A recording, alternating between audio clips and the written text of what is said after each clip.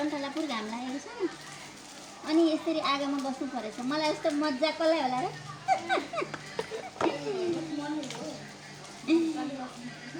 पसिनाले नुहाई वरि पनि सुकिसक्दा पनि थाहा हुँदैन क्या बाबा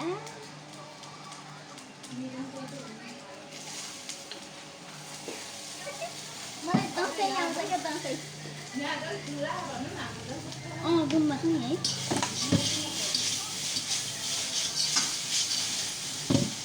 बिहानदेखि चिकन चाउमिनै मात्रै भिटेको भुलेको थिएँ म फेरि आज मै पर्दिरहेछु क्या ठेला चाहिँ नि बिहान पनि त्यहाँ बहिनी उता सरसफाइ गर्दै थिएँ मैले घुट्न पो अहिले पनि